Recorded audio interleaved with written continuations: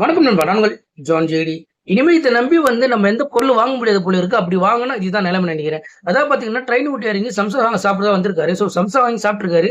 சாப்பிட்டு முடிச்சப்ப ஸ்கேன் பண்ணா scan work ஆகல. அதுக்கப்புறமா கையில காசு இருக்கா அப்படின்னு செக் பண்ணி பார்த்தா கையில காசும் கிடையாது. சரிங்க, நான் உங்களுக்கு அப்புறமா அனுப்புறேன். ட்ரெயின் கிளம்பிச்சு அப்படின்னு சொல்லி ட்ரெயின் கிளம்பிருக்கு. போகும்போது பாத்தீங்கன்னா, அந்த சம்சா விக்கிறவர் என்ன பண்ணிருக்காருன்னா, சட்டை புடிச்சு விடவே இல்ல. நீங்க காசு குடுத்துட்டு நீ கிளம்பணும் அப்படின்னு சொல்லி அவர் விடாம இருந்தாரு. அதுக்கப்புறம் முடிஞ்ச அளவு செக் பண்ணி பார்த்தாரு. எத்தன வாட்டி ஸ்கேன் பண்ணாலும் ஒர்க் ஆகல. அதுக்கப்புறம் கையில இந்த வாட்ச் குடுத்துட்டு இருக்காரு. இந்த வாட்ச் வாங்கிட்டு அவர் அவர் ஒரு விஷயம் பண்ணியிருக்காரு. அதுவும் ரொம்ப பாராட்டு விஷயம் பண்ணிட்டு இருக்காங்க.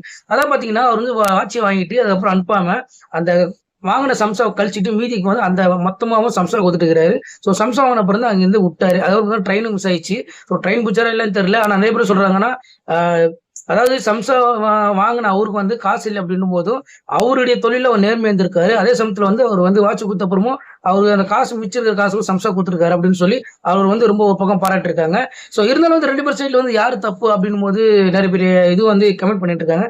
நீங்க சொல்லுங்க இதுல யார் மேல தப்பு அப்படின்றது. இதே வீடியோ பத்தி நீங்க மறக்காம கமெண்ட் பண்ணுங்க. முடிஞ்ச என் சேனல ஃபாலோ பண்ணிக்கோங்க.